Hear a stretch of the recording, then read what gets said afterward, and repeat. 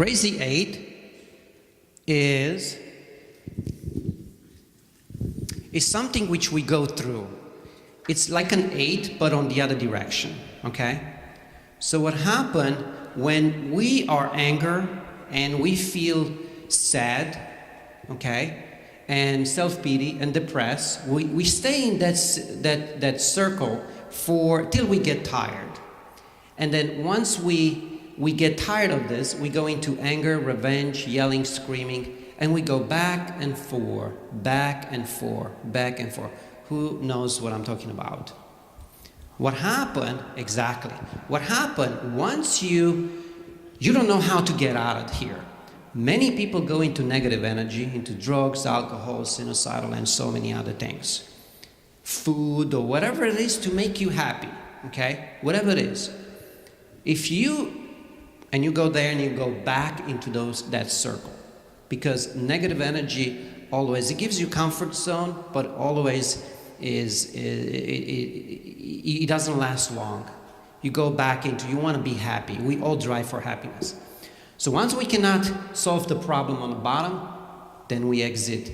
If someone help you, or even your family, or exit up and change your state, change your story, and put a strategy in place. And with positive energy, you get to, please come. And what happened, then you start changing your state of mind, and you become so much positive. And how you do that, just seeing that circle and say, well, I can work on that specific area. Once you push that level a little higher, and let's say it's love and connection, all of a sudden the others will follow. That's a positive energy. Go ahead. Don't you believe, though, that sometimes there's people in your life when you get into that Crazy8? Yes. That you can't, there's no way possible for you to change them, and therefore you can only change yourself, but yet you're still stuck in that Crazy8 because that person is a part of your life. Okay, that's a very interesting question. So how you do that? Let's go back to 6 human needs. So you find out what's missing. So if that person needs certainty, nothing goes, everything goes. Just give me an example, like, you don't have to say the person name or anything, but give me an example of that person, out of the 6 needs, what's missing. I would say, I believe it comes down to a control issue. Okay, why do you think they're controlling? They feel insecure. Very good. So controlling, it's insecurity, right? Yes. So how you change that state of mind? Well, then you make them feel that their comfort, that you're there for them. Very interesting. You know, that is, again, if you want to be with that person, but I'm saying sometimes, you know. You doing that by yelling, or hug him or her, or how you doing? Depends on how what you receive. Oh, okay. I mean, I'm just, you know, I'm just. Sure. I mean, I believe that there are people in your life that you don't need to be around. I mean. Mm-hmm. Okay. Well, there's a different chemistry everyone has in ourselves. So if you are married to someone whose chemistry changes so fast, and all of a sudden it doesn't match that person with your chemistry anymore, doesn't meet one of your needs, what happened? You reject that person. It's like a magnet. You reject it. So what's going to happen? You divorce. Right? So in our society, you divorce so fast because the energy, the chemistry in our body changed so fast. So going back to that, how you really attract that person back to not controlling, how you change that person mentality, not controlling, make him feel secure.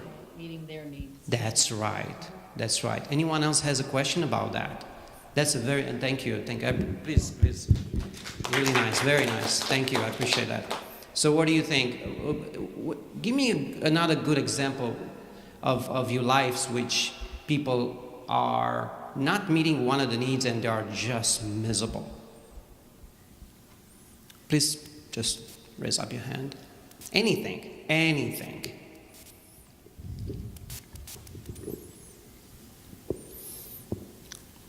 Can you think of something? Is anyone in your life who is sad? Who's just never, that person never smiles?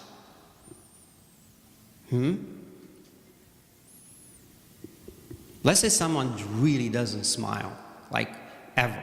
You know someone, I mean, you really know someone? Because I know a lot of people who just don't smile, doesn't matter what happened. Which one of the 6 needs is missing? Well, don't they have to meet their own needs first? Well, they do it with either negative or positive energy. But that person who's sad all the time, he cannot, never smiles, he cannot get out of that stage. So, what is the 6 needs is missing?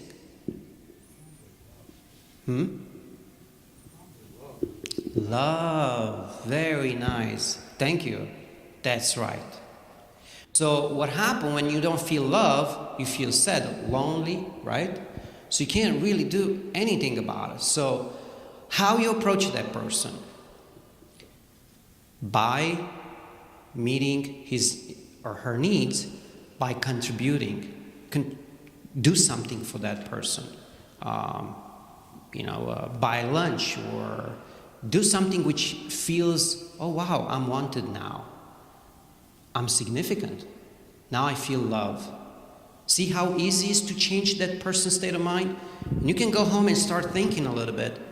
Why my kid is like that? Why my husband, my wife, why is like that? It's because that moment, that person needs to be met, one of the 6 needs. And you have them, that's why I give you this. You have this 6 needs right on top of that paper. Do you like that? So, if anything you can take with you is this, the 6 human needs. It's so important for each one of us.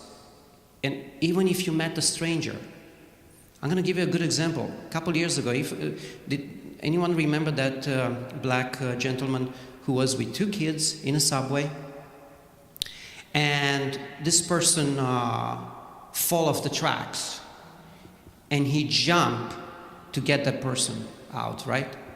He pushed the kids out, further enough. He jumped, the train came, missed that guy with 1 inch, but it crushed him and killed him. So see how far people goes for significance, for love and connection. See how far they go. They give them their life away for a stranger, completely stranger.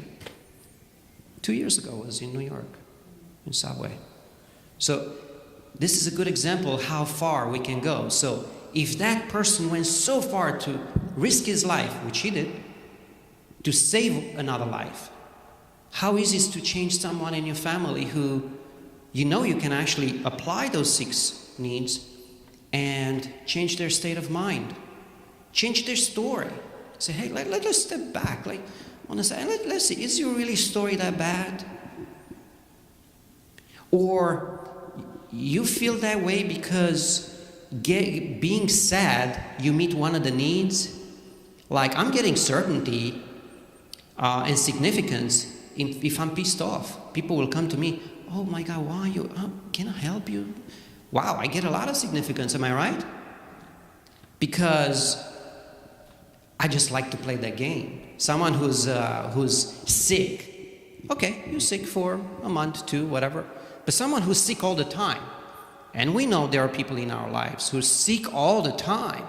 What are they looking for? Significance.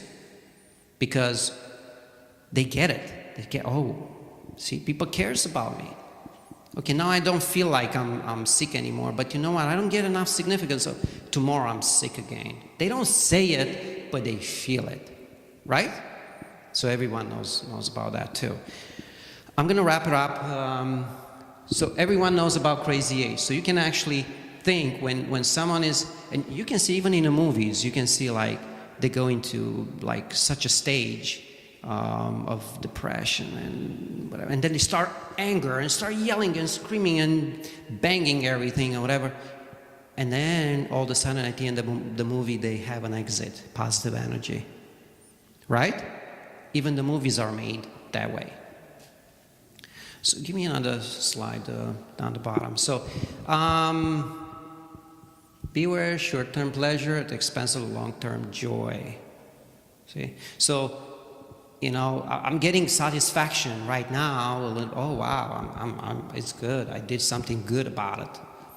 And all of a sudden, I feel like, you know, it was the right moment. Right now, I shouldn't do that. And later on, even if you go back, it's just too late. One is that. One of those examples is what? Food.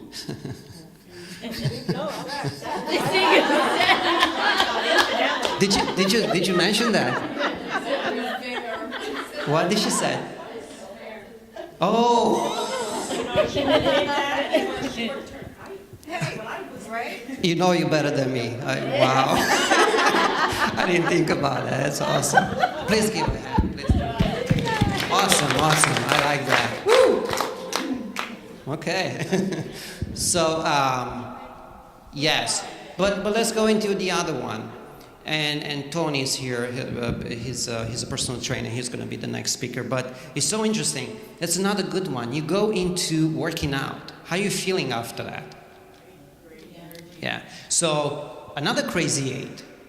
You're working out hard, and all of a sudden, wow, so much energy.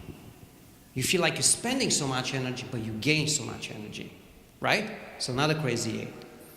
It can be a happiness Crazy8. You know, you feel like, you know, you're watching a movie like a comedy, right? And, you know, you're watching, you feel good about it, and all of a sudden you start laughing. And you're laughing, and then you go and watch a little more. You know, so again, movies are made that way. So you go into Crazy8, woo, you know? And how sad is when the movie is over? Like, it's over? If it's a good movie, if it's a bad one, it's like, oh, good. Thank you very much, everyone.